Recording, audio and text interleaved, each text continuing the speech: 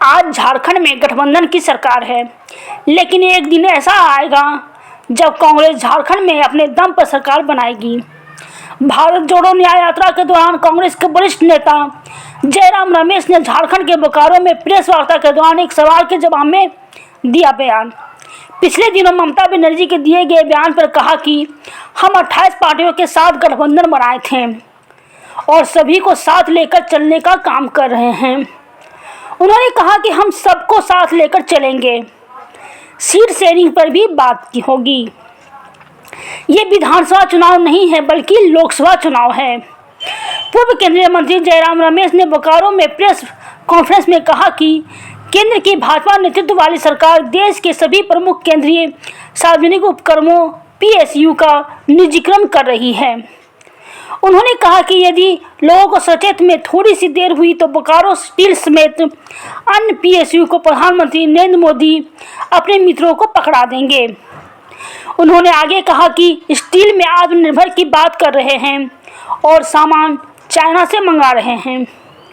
वे राहुल गांधी के भारत जोड़ो न्याय यात्रा के दौरान बोकारो के जायका में मीडिया से बात करते हुए कही।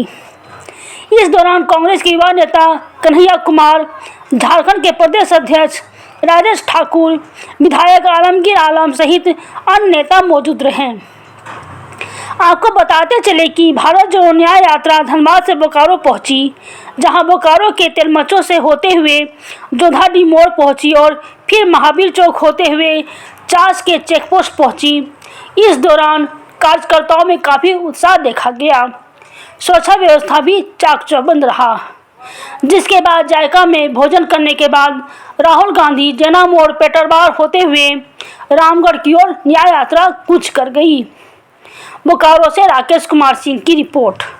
इंडिया गठबंधन बना, बाद में बेंगलुरु में 17 और 18 जुलाई को बैठक हुई, तब 28 पार्टी मौजूद थे।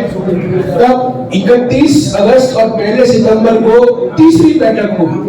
ये सब बैठकें हुई क्योंकि सब लोग चाहते थे कि इंडिया गठबंधन मजबूत हो।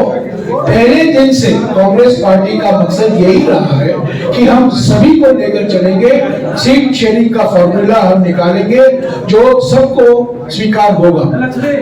पश्चिम बंगाल को लेकर कुछ कठिनाइयां आई हैं सामने, क्योंकि लोग समझ रहे हैं, TMC के नेता भी समझते हैं और कांग्रेस पार्टी के नेता भी समझते हैं कि हम ये विधानसभा के चुनाव लड़ रहे हैं। हम विधानसभा के चुनाव के लिए इंडिया गठबंधन नहीं बनाया है। जो मुकाबला हम का सामना हम कर रहे हैं 2024 में लोकसभा का चुनाव है।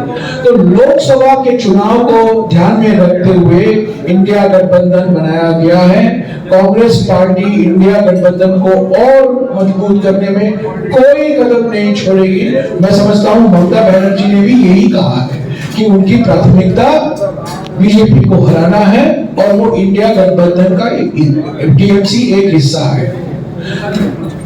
अभी 2024 के लोकसभा चुनाव के लिए इंडिया गठबंधन स्थापित किया गया है, जिसमें कुछ ही दिन पहले 28 पार्टियां थी, पर एक पार्टी ने फिर से पलटी मारी और वापस NDA में चली गई है।